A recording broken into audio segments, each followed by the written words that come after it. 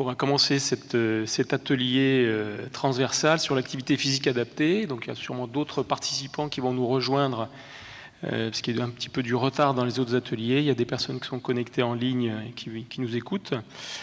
Voilà, donc une petite session de 3/4 d'heure à peu près, une demi-heure de présentation, puis un peu de temps pour les questions. Voilà, donc sur l'activité physique adaptée, en pratique l'expérience de l'hôpital privé d'Annemasse,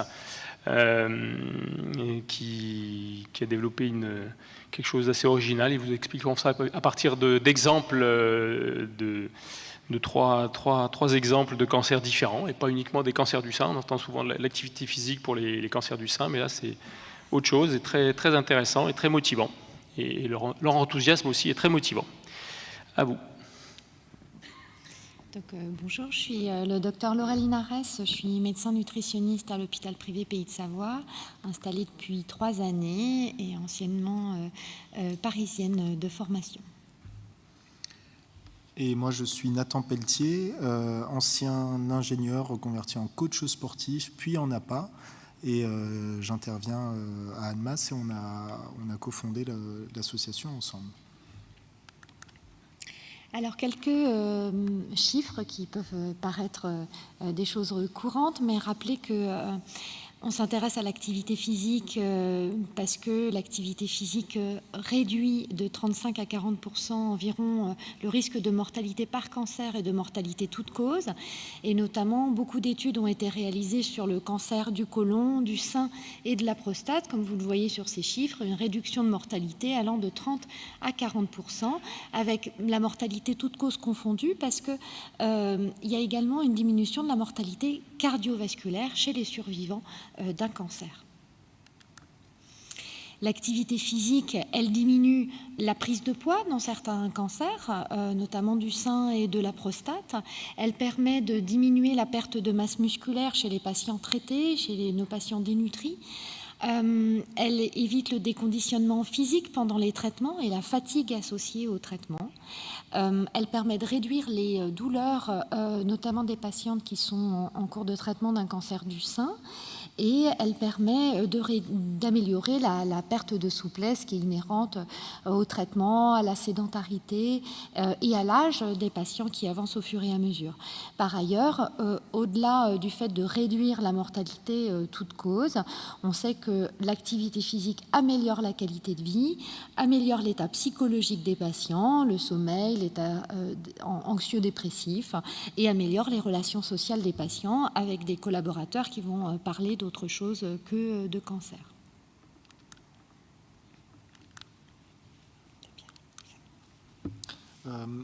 Donc on sait que la fatigue, c'est le symptôme le plus fréquent chez les patients. Ça représente plus de 80% des symptômes et ça continue après les traitements. Et aujourd'hui, on sait que l'activité physique, c'est vraiment le seul traitement qui est validé pendant la phase de traitement. Et aujourd'hui, ça réduit de 68% la fatigue pendant et quasiment d'autant, de 62% pour après les traitements. Alors, quand on est arrivé en Haute-Savoie, on s'est demandé d'abord qui prenait en charge l'activité physique. Le sport sur ordonnance faisait beaucoup de bruit. Et donc, voilà, qui est-ce qui allait payer cette ordonnance? Donc, en pratique, donc, la sécurité sociale ne prend pas vraiment en charge cette activité physique. Les mutuelles, il y en a très peu qui permettent d'avoir une diminution des coûts des activités. On a fait le point sur le secteur de la Haute-Savoie et on a pu découvrir pas mal de structures qui existaient, notamment Access pour nous en Haute-Savoie, qui est financé par l'ARS, mais avec des budgets variables d'une année à l'autre. Donc on s'est dit qu'aller solliciter l'ARS allait nous rendre tributaires de ces financements et pas permettre de faire des choses de façon pérenne. Alors, qu'est-ce qu'il y a d'autre pour avancer? L'idée, ça a été aussi de travailler avec les APA des environs, des structures déjà organisées d'activités physiques, comme TousCap, nous, en Haute-Savoie, par exemple. Et puis, on s'est aussi interrogé sur ce qui était fait sur la clinique, et il y avait déjà quelques activités qui étaient proposées, par exemple la marche nordique et la gymnastique douce, mais on s'est dit que ce n'était pas suffisant pour tous les patients, notamment pour les patients souffrant d'un cancer digestif, par exemple. Vous allez voir les exemples qu'on va vous donner, et qui n'étaient pas... il fallait leur proposer autre chose. Donc là, c'était juste pour illustrer le parcours de Prescribouge dans la région Rhône-Alpes, qui est très intéressant d'un point de vue de la prise en charge des patients. C'est un réseau qui est financé par l'ARS et qui permet une prise en charge globale du patient jusqu'à des ateliers passerelles, et au terme de la prise en charge du patient, l'orienter vers d'autres activités physiques pendant lesquelles, je dirais, le réseau Prescribouge n'intervient quasiment pas à distance. Donc c'est un modèle qui est très très intéressant et qui est financé par l'ARS, mais en tout cas on n'avait pas l'équivalent nous en Haute-Savoie, et puis ça s'adresse à des limitations physiques toutes causes, et nous on voulait vraiment quelque chose de spécifique au cancer. Donc l'idée a été de fonder une association pour s'adapter aux différents patients, à leurs problématiques très très variables. On donnera 3 exemples. Avoir quelque chose d'assez souple au travers de différentes activités, types d'activités, et de travailler en cohésion, notamment l'oncologue, le médecin nutritionniste et le coach en activité physique. Donc non seulement proposer de l'activité physique, mais également de sensibiliser à des messages de nutrition, également la population générale. Donc c'était assez simple de travailler avec l'oncologue, car pour dévoiler le secret, c'est mon conjoint. Et puis donc on a fondé l'association avec le docteur Cacheux, et puis on a eu la chance de rencontrer Nathan Pelletier, qui était notre coach sportif, à qui on a proposé de se lancer dans l'aventure avec Marion Franquin, qui est donc son épouse. Tout est dit. Donc, concernant les budgets de l'association, déjà en ce qui concerne le financement, donc voilà, vous avez les chiffres. Donc en 2020, on a eu quasiment 30 000 euros de financement, et ça va dépasser un petit peu ça en principe en 2021. On a différents types de soutien, que ce soit la Ligue contre le cancer, qui nous a beaucoup aidé, en particulier sur notre lancement. On a Kiabi, on a Picture, donc des marques de vêtements, des prestataires de soins au domicile, des prestataires aussi de services, des laboratoires experts, Fastelas, Novo Nordisk. On en a d'autres aussi qui devraient arriver d'ici la fin de l'année. On a bien sûr les patients, les principaux concernés, qui adhèrent d'une part à l'association et qui peuvent aussi faire des dons, que ce soit réguliers ou ponctuels. On a depuis le début de l'année 2021 70 nouveaux patients qu'on a pris en charge. Donc là, bien sûr, il y a eu l'incidence de toute la période Covid, dans le sens où maintenant on a une salle de sport au sein de la clinique privée d'Annemasse, donc qui a été fermée jusqu'au mois de juin. Donc on est quasiment sur une demi-année pour l'accueil, mais on a fait tout un tas de choses qu'on vous détaillera après à distance. On a d'autres donateurs, on a bien sûr les médecins aussi, qui sont très importants aussi pour la recommandation, pour aider à nous faire connaître, et bien sûr les proches et la famille. Pour ce qui est des dépenses, donc à quoi nous sert tout cet argent ? Bien sûr, il y a la communication qu'on fait en sorte de développer, que ce soit en ligne, sur les réseaux sociaux, sur notre site internet, mais aussi beaucoup en physique. Donc ça va être à l'accueil de l'hôpital, dans les salles d'attente, pour pouvoir toucher un maximum de patients. On leur donne des supports, que ce soit des flyers ou des carnets en ce qui concerne d'une part la nutrition, mais aussi l'activité physique, où ils ont différents exercices à faire chez eux avec peu pas du tout de matériel, donc ça c'est des choses qui comptent, et pas mal d'événements qu'on fait en sorte de multiplier. Donc on a déjà des randonnées, là actuellement qui ont lieu tous les mois, qui vont se transformer en fonction de la météo en sortie raquette, donc ça c'est quelque chose qui fonctionne bien. On a Octobre Rose et Movember qu'on a fait très récemment. Et on souhaite faire des choses aussi pour Mars Bleu, une journée pour la chirurgie bariatrique. Il y a le financement bien sûr du temps à pas, et il y a aussi tout un tas d'intervenants, que ce soit des photographes pour nos événements, parce que bien sûr ça a son importance pour notre communication, mais aussi pour les patients, après pour leur donner un souvenir, on va dire. Sophrologue, diététicienne, réflexologue, psychologue aussi, en particulier pour d'autres associations, par exemple l'association Les Mots en Scène, où là on finance le temps d'une psychologue pour cette association. Étant donné qu'on ne peut pas tout faire, je dirais, en interne dans notre association, les compétences qui nous manquent, on fait en sorte de financer d'autres associations pour pouvoir proposer un maximum de choses aux patients. Et il y a également la hotline nutritionnelle qu'on avait mis en place il y a quelques temps, qui, pour ne rien vous cacher, ne marche pas tant que ça. Alors peut-être qu'on ne l'a pas lancé au bon moment, on va voir comment ça se passe au fur et à mesure, si on arrive à développer ça davantage, ou sinon on le mettra peut-être entre parenthèses pendant un temps. Donc, comment se passe la prise en charge d'un patient? Parfois, c'est les patients qui viennent à nous parce que justement, ils ont croisé un document d'information, de communication de l'équipe. Donc, ils nous contactent. Ou alors, l'oncologue nous adresse les patients. Et c'est cette cohésion entre nous trois qui fait que régulièrement on dit aux patients, voilà, on est à cette étape-là du traitement, et si on pensait à l'activité physique, ou inversement, l'oncologue qui veut continuer le traitement, mais il y a un problème nutritionnel, et le nutritionniste renvoie au coach en activité physique. Donc on a des échanges réguliers pour pouvoir prendre en charge les patients. Alors, dans cette prise en charge médicale, bien sûr, c'est assez classique.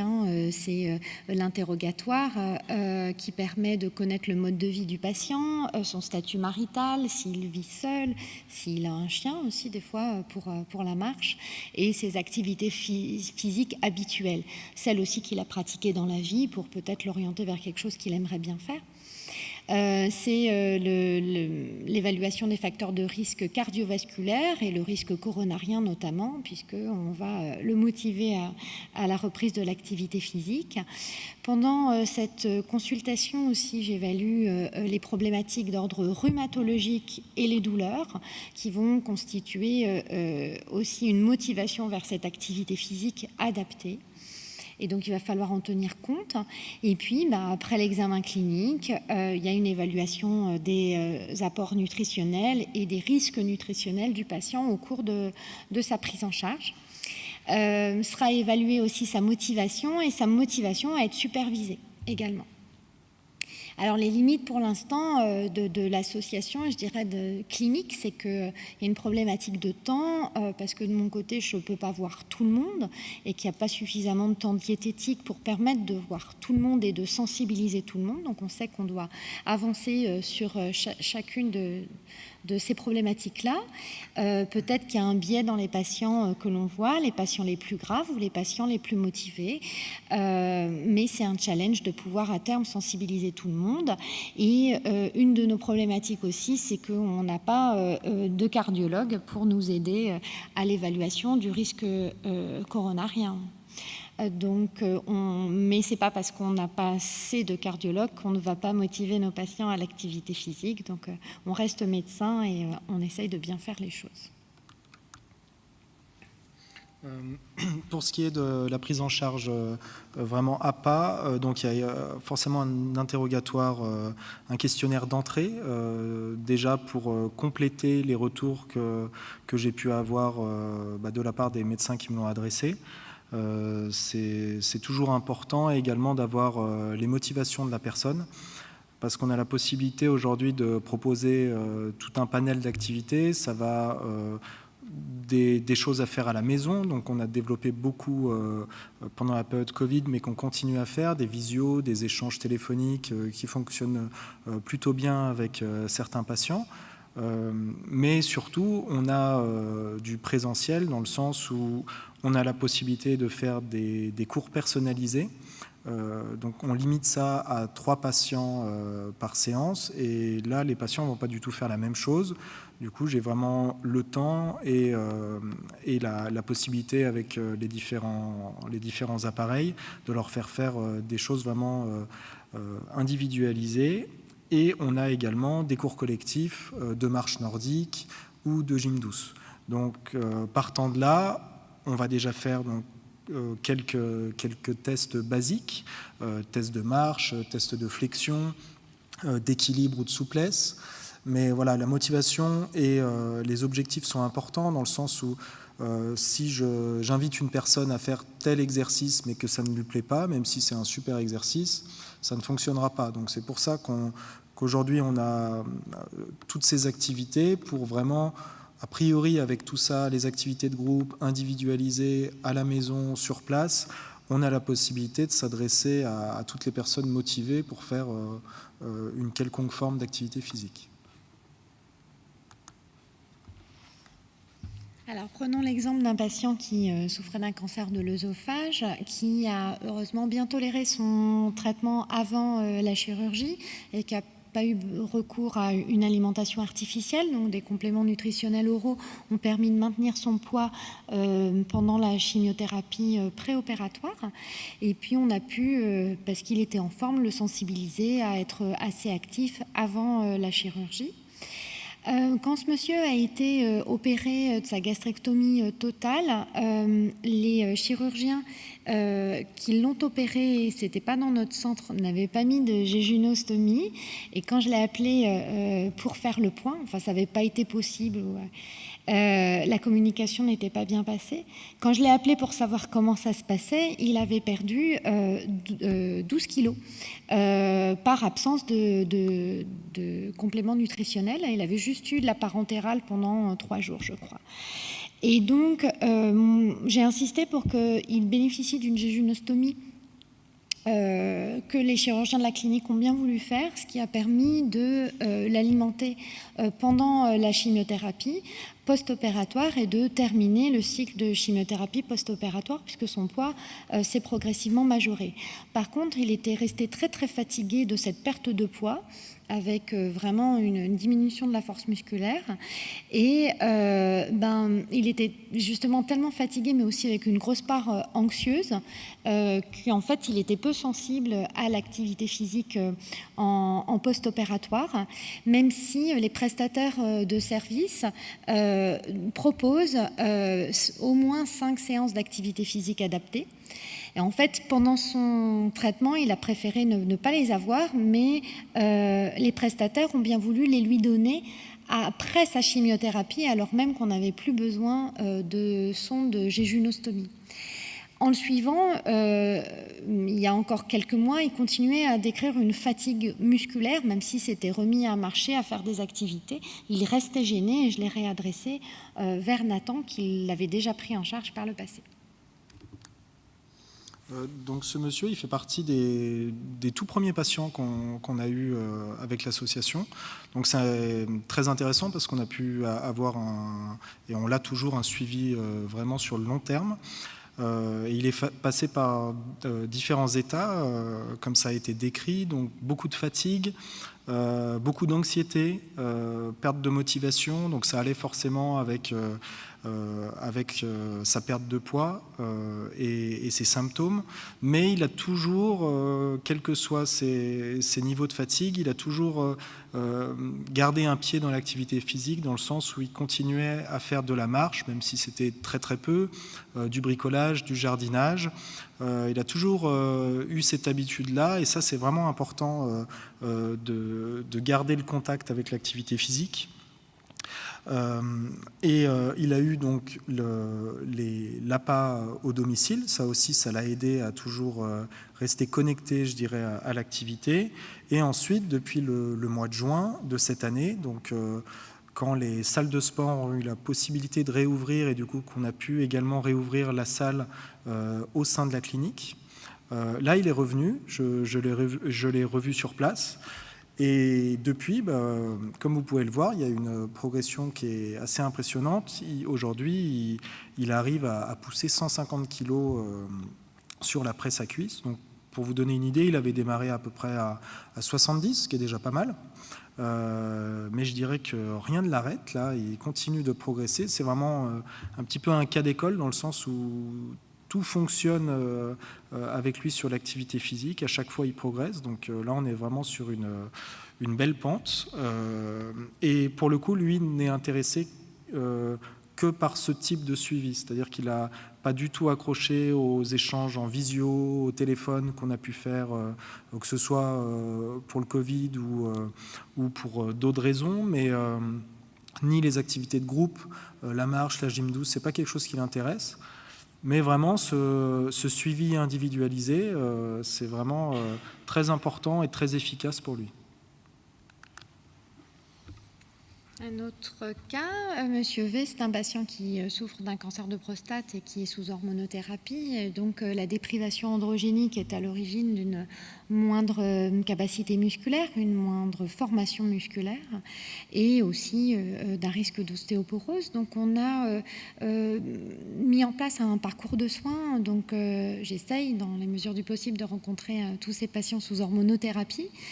Et quand j'ai rencontré ce monsieur, donc il avait une alimentation certes très saine, mais en fait il se nourrissait insuffisamment en termes de calories, de glucides, mais aussi en termes de protéines, parce que face à un muscle qui a du mal à se former, il faut une alimentation hyperprotéinée avec un objectif de 1,2 à 1,5 g kilo.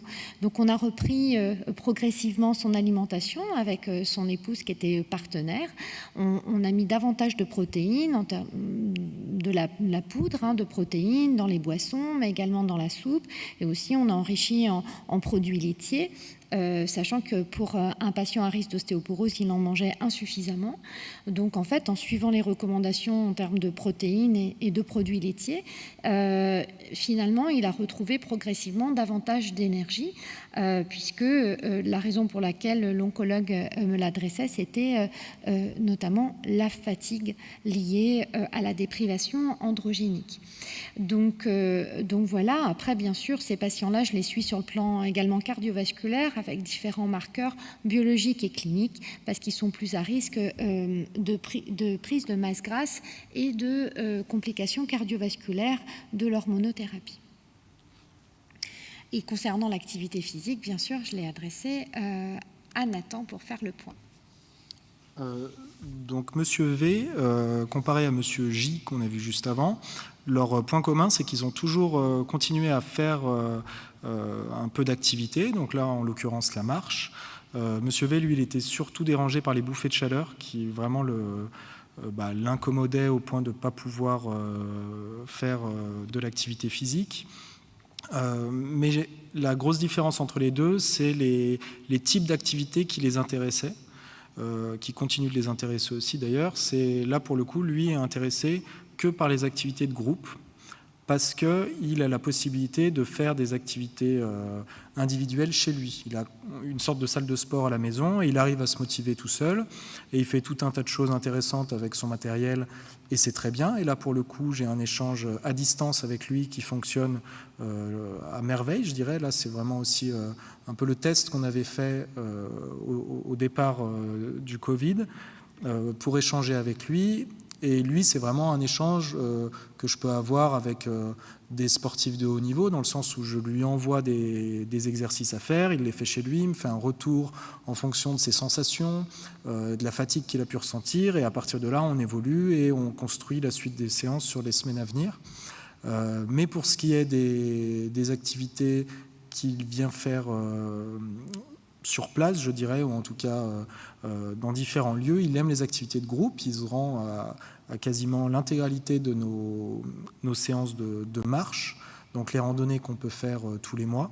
Ça, c'est vraiment quelque chose qui lui plaît. Donc là, on est vraiment sur des activités différentes par rapport aux patients précédents. Vas-y. Donc pour illustrer les randonnées, ça c'était la première randonnée qu'on avait faite, et avec des patients qui ont souffert d'un cancer de l'estomac, cancer du côlon, du rectum, cancer de la prostate. Donc vous voyez, assez curieusement, en fait, on n'a pas de patientes qui ont souffert d'un cancer du sein. Sur cette première randonnée. Donc, un des objectifs de l'association, c'était de sensibiliser tout le monde, pas d'exclure les patientes qui ont souffert d'un cancer du sein, loin de là, mais en fait, vous voyez que le recrutement est très varié. On arrive à sensibiliser finalement plein de monde avec l'association. Et puis, l'association ne propose pas des activités que aux patients qui ont souffert d'un cancer ou qui souffrent d'un cancer, mais également aux patients qui ont eu une chirurgie bariatrique. Et chacun a eu des parcours de vie compliqués, et en fait, ça matche très très bien.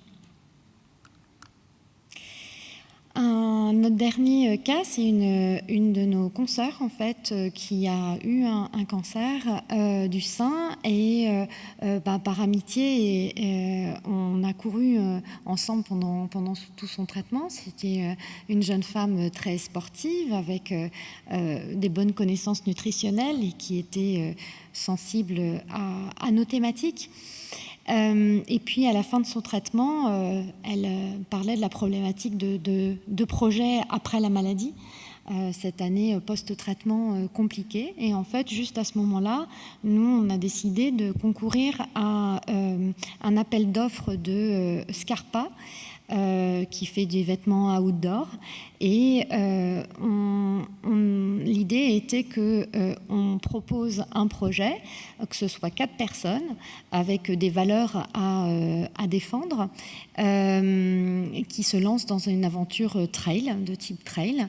Donc on a construit un projet, et l'idée était bien sûr de gagner à tout prix, et d'emmener Marine avec le médecin oncologue et le coach sportif et le médecin nutritionniste. Donc il y a eu énormément de projets qui ont été évalués, 4 ou 5 sélectionnés sur la fin, et on a été sélectionnés sur la base d'une vidéo de 30 secondes qui présentait notre projet. Donc, le projet, vous le voyez ici, l'itinéraire, qui a pour but de représenter le ruban de la lutte contre le cancer. Donc c'est à proximité de Chamonix, ce trajet qu'on a pu faire. Donc c'est relativement long parce que ça faisait 100 km et quasiment 7000 mètres de dénivelé. Ça a été fait sur 4 jours. Donc voilà, on voulait vraiment une symbolique forte pour ce projet. On a pu faire aussi long avec autant de dénivelé, alors forcément avec pas mal d'entraînement, mais aussi parce qu'il y avait cette organisation avec Scarpa. Ils avaient mis en place vraiment un suivi optimal, dans le sens où on se déplaçait uniquement avec ce genre de sac à dos que vous pouvez voir sur la photo, donc juste l'hydratation, quelques barres de céréales, et on était attendu pour des ravitaillements, pour le campement le soir, donc c'était vraiment... tout était réuni pour fonctionner. Concernant la préparation physique de Marine, qui était déjà très sportive, qui courait régulièrement, là la difficulté c'était, elle courait régulièrement plutôt sur du plat, et il fallait plutôt s'axer sur le dénivelé et la longue distance. Donc on ne vous cache pas qu'on n'a pas couru tout le long sur les 100 km, on a surtout couru face à la caméra, mais quand même il fallait arriver à faire un effort prolongé avec du dénivelé, du coup, pour que ce soit faisable avec la fatigue des traitements. On s'est plutôt axé sur du travail fractionné qu'elle aimait faire en plus, puis ça rentrait plutôt bien dans des séances de moins d'1 heure. Donc là, c'était des séances sur piste où elle travaillait plutôt de la vitesse. Donc là, c'était pour développer ses capacités cardiovasculaires. et son endurance bien sûr, mais au-delà de ça, pour ce qui était vraiment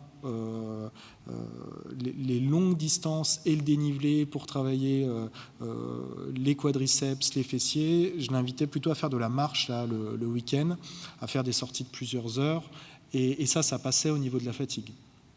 Et ça a bien fonctionné parce qu'au fur et à mesure, au fil des mois, elle a réussi à construire de la masse musculaire et à tenir sur la distance.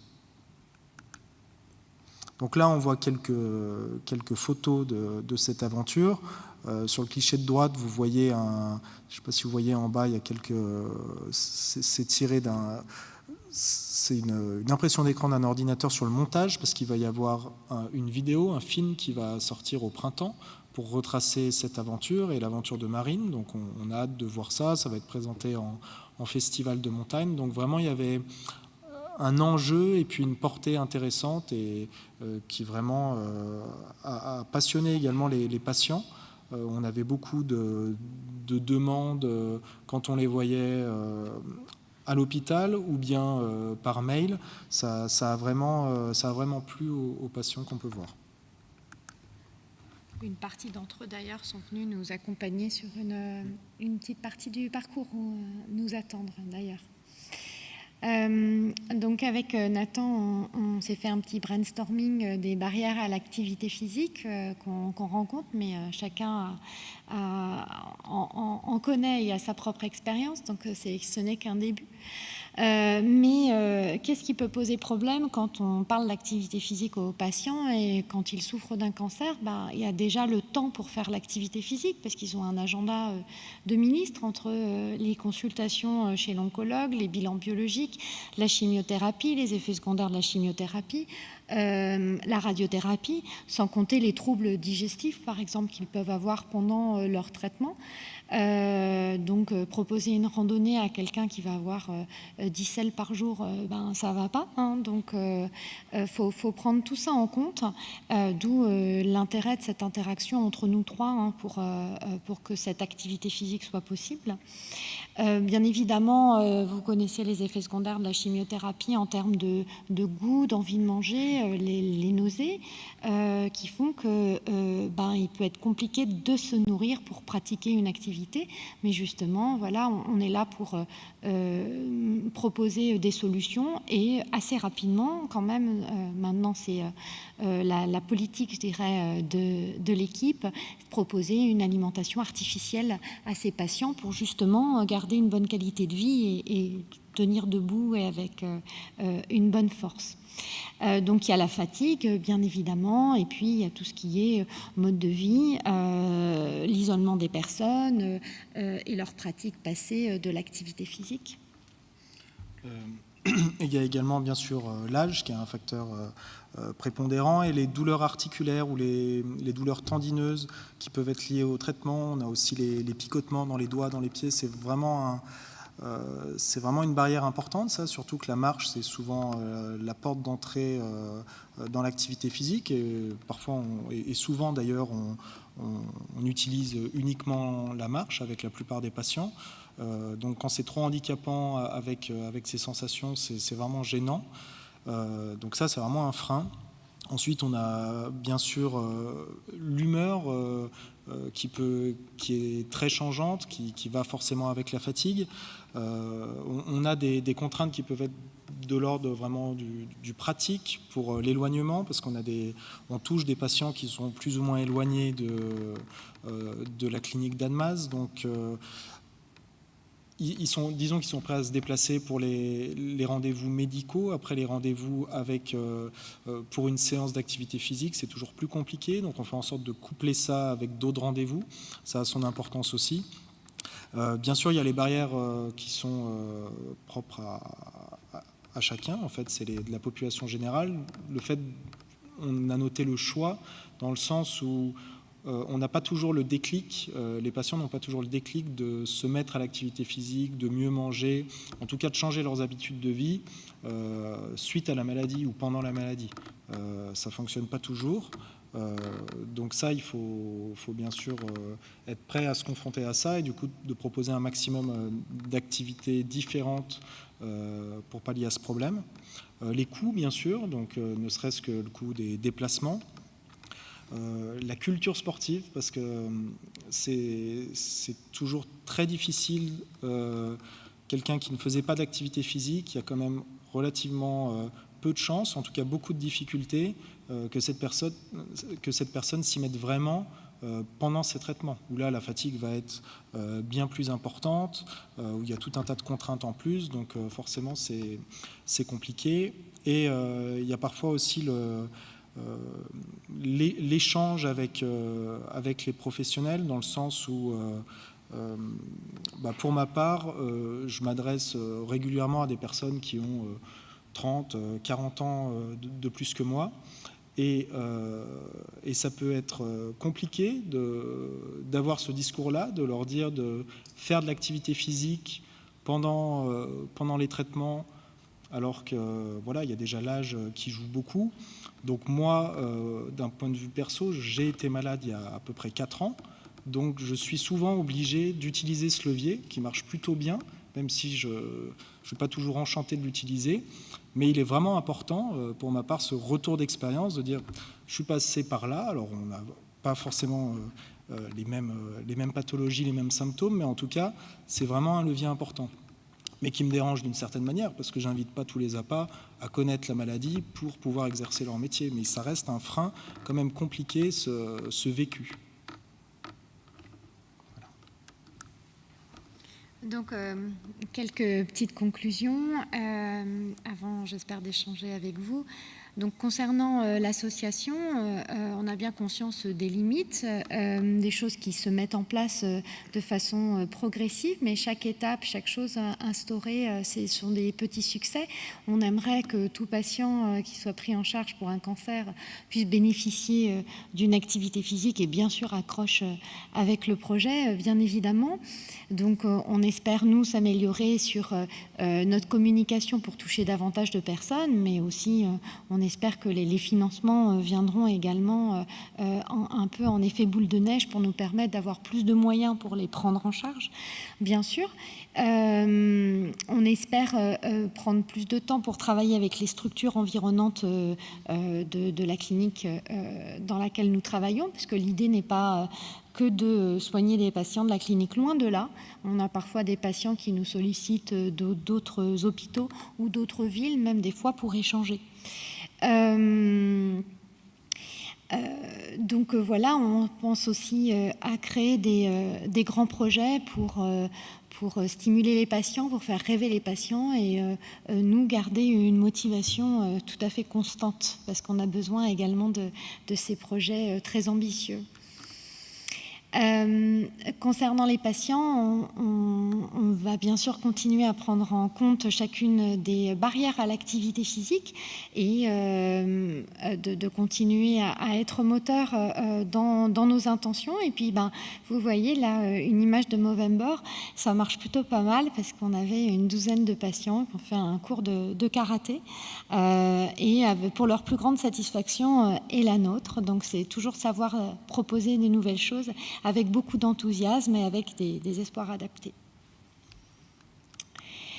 Et puis, voilà, pour je dirais les moteurs de l'association, c'est être convaincu, complètement convaincu du bénéfice de l'activité physique et aimer ça pour nourrir les motivations de nos patients. C'est plus vendeur que de proposer ça comme un traitement lambda. Et donc, on a des patients qui adhèrent volontiers quand ils suivent nos projets.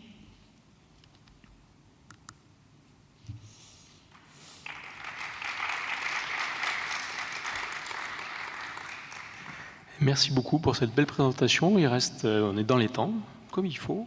Donc, il reste la place pour une ou deux questions ou remarques, partage d'expérience sur des activités peut-être que d'autres ont. C'est vrai qu'on note beaucoup... L'activité physique pour le patient, ça lui coûte de faire ses efforts, il en est bénéfique, mais ça coûte aussi beaucoup d'efforts à ceux qui organisent ça. Il faut monter beaucoup de projets, aller chercher des finances. aller chercher beaucoup de partenaires et de solliciter. Et ça se fait parce que vous êtes plusieurs à porter ça. Donc ça, c'est très, très intéressant. Puis comme je disais tout à l'heure en introduction, ce côté original, on pense souvent à l'activité physique, c'est un peu une typologie de patients, des femmes cancer du sein après traitement. Et là, on voit bien que c'est des parcours individuels qui transforment les gens. Et quelle que soit un peu la pathologie, quelle que soit la gravité, et un cancer digestif particulièrement. Donc c'est particulièrement bravo. Je ne sais pas si quelqu'un a une remarque sur son expérience ou d'un partage. Question un peu théorique, indépendamment des bienfaits de l'activité physique et des conseils nutritionnels, j'ai une question à 3 niveaux. Est-ce qu'il est maintenant clairement établi que ça améliore le pronostic de la maladie cancéreuse? Deuxièmement, si la réponse est oui, est-ce qu'on est certain que c'est par un lien de causalité et non pas une éventuelle corrélation? C'est-à-dire qu'on peut imaginer que quand on fait du sport, on est moins souvent fumeur, on boit moins d'alcool, on est moins en surpoids, etc. Et puis, troisième question, si la réponse est toujours oui, la causalité est confirmée, est-ce qu'on sait par quel mécanisme physiopathologique ça améliore le pronostic de la maladie cancéreuse? Alors, je vais essayer de répondre aux trois questions. Alors, d'un point de vue de la survie, par exemple, oui, c'est établi pour le cancer du sein, le cancer du côlon, la prostate, avec les risques, la diminution des risques que j'ai montré en introduction.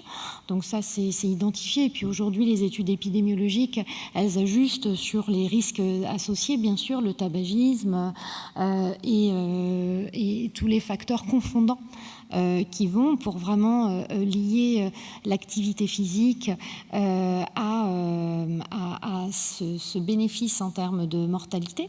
Donc, je dirais que je fais confiance aux grandes études pour l'ajustement sur tous les facteurs confondants.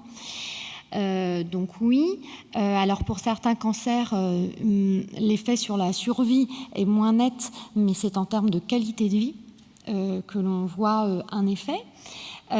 Après, il y a des choses qui ne sont pas forcément démontrées, mais qui vont relever peut-être de notre expérience. C'est que pour vous prendre le cas des cancers digestifs, des cancers de l'œsophage ou de l'estomac, avec des chirurgies extrêmement lourdes, les patients sont traités jusqu'au bout, parce qu'ils sont tous en état nutritionnel correct pendant tout le traitement.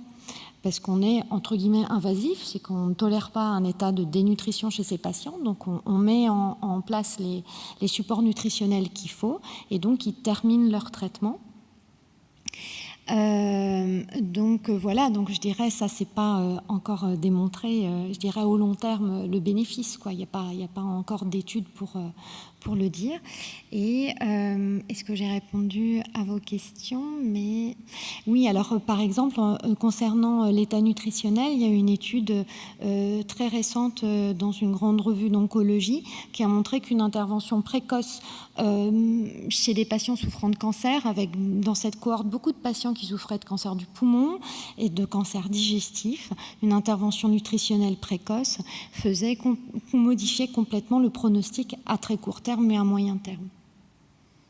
Donc voilà, ça c'était hors activité physique, mais bien sûr une activité physique n'est possible que s'ils ont un état nutritionnel correct. Après, pour les mécanismes, il faut savoir aussi que plus la masse musculaire est conservée, moins la toxicité des traitements est importante, sans doute par un effet de concentration au niveau plasmatique.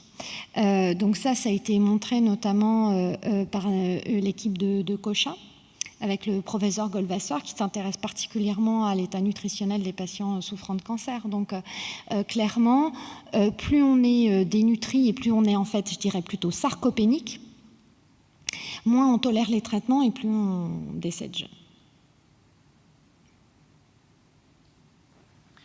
L'INCa avait publié en 2017, donc ça fait 4-5 ans maintenant, de 200 pages sur des études scientifiques sur activité physique et cancer. Donc il y a beaucoup de choses, sur la survie brute, survie globale. C'est vrai que c'est multiforme, il y a plein d'autres choses. Quelqu'un qui est motivé pour faire l'activité physique, ça aura aussi un impact, mais ça a été démontré clairement. 5% de survie globale sur plusieurs cancers, dont le cancer du sein ou certains cancers digestifs, cancer de prostate, c'est autant que certaines chimioadjuvantes. Et pourtant, on n'a pas les financements. Faut galérer pour financer ça, chacun par des bouts de ficelle à droite à gauche.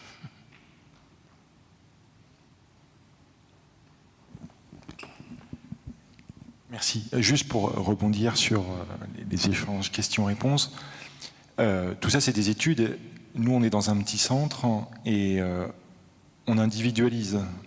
Alors ça demande plus de temps, mais c'est plus performant en fait. Donc dans des études, dans des cohortes de patients inclus dans des études, il y a des résultats. Dans des centres où en plus on individualise, ça donne encore plus de résultats. Alors après, c'est monocentrique, c'est biaisé par notre subjectivité, par les malades qu'on prend en charge, mais clairement, quand on voit la prise en charge des patients qui ont été confrontés à un cancer œsogastrique, fréquemment avec une chimiothérapie périopératoire, une chirurgie plutôt lourde, on arrive à avoir dans notre cohorte quasiment 100% des patients qui ont la séquence complète, traitement néoadjuvant, traitement adjuvant.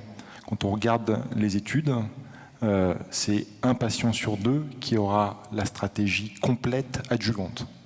Donc, bon, comme je dis, monocentrique, subjectif, mais on individualise, et quand on individualise, ça marche. Et puis, dernière chose, clairement, l'activité physique, elle a une activité anti-inflammatoire, et on sait que moins le patient sera inflammatoire, mieux il métabolisera ses médicaments, et puis moins il sera catabolique, et puis plus il aura des fonctions vitales performantes.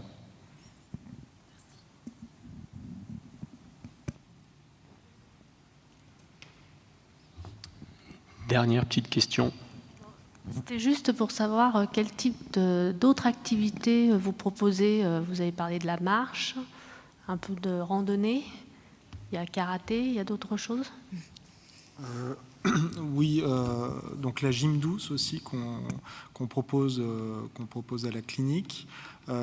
Et également après, dans ce qui est individualisé, là ça peut vraiment être... si c'est chez eux, on peut faire beaucoup de choses, parce que typiquement, on vous a donné tout à l'heure l'exemple d'un patient qui avait une salle de sport chez lui. Donc là, je l'orientais beaucoup vers du vélo, par exemple, vers les activités qui l'intéressaient, bien sûr. Ça, c'est important. On fait en sorte toujours de se positionner vers des activités plutôt d'endurance. Et là, je parle également de renforcement musculaire, dans le sens où, sur du renforcement musculaire, on ne se positionnera jamais sur des répétitions maximales de 1, 2, 3, 4, 5 répétitions. On va plutôt être sur 15 à 20 répétitions dans les séries. Ça, c'est surtout pour limiter le risque de blessure. Parce que, à vrai dire, je passe davantage de temps à freiner les patients qu'à les encourager.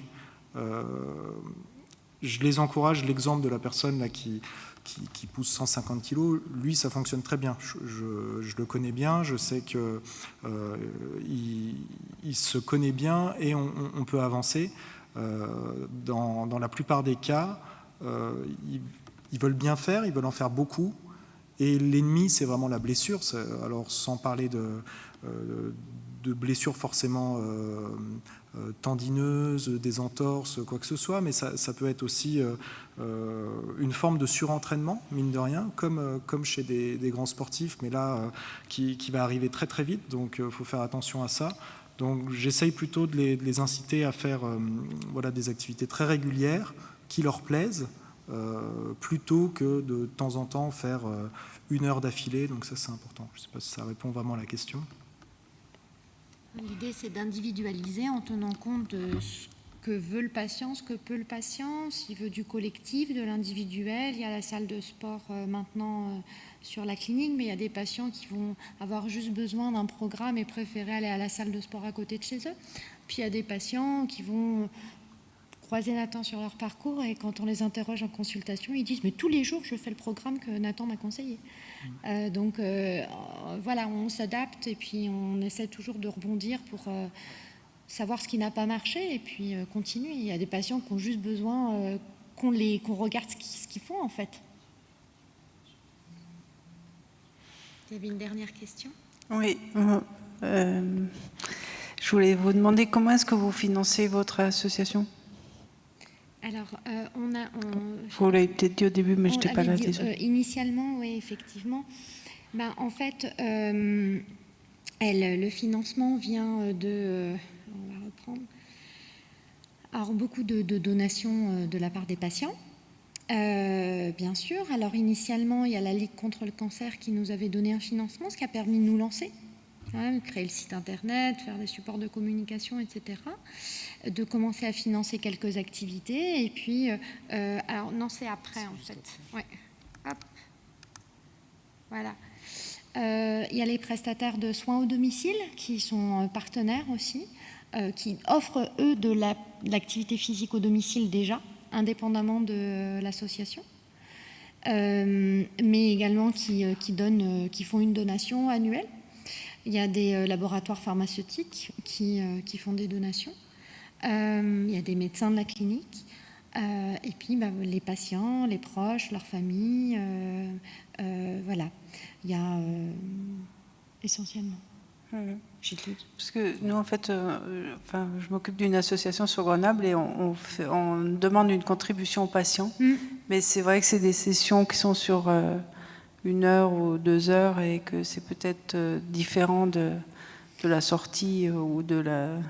Pour le moment, on demande même pas une adhésion. C'est obligatoire pour les associations, je vous dis ça comme ça. Ah oui. Normalement. Ouais. Pas forcément. Disons qu'on n'en fait pas une condition sine qua non pour la première séance, mais bien sûr, après, qu'on les prend en charge, on fait en sorte qu'ils le fassent. Et l'autre remarque, c'est que je pense que les défis, nous on appelle ça les défis, mais les projets annuels, c'est vraiment les balises qui font que les gens viennent et sont durs dans l'effort et dans la pratique. Et je pense que c'est une super bonne idée, y compris de mélanger tous les camps. Nous, on a fait une association qui est ouverte à tous les ALD 30. Ce qui fait une émulation assez particulière, mais qui est extrêmement dynamisante en fait. Complètement, oui. Bravo en tout cas. Merci beaucoup et bon retour à tous. Alors. Donc vous pourrez trouver toutes les diapos de cette présentation et des autres sur le site du symposium. Au revoir. Merci à tous.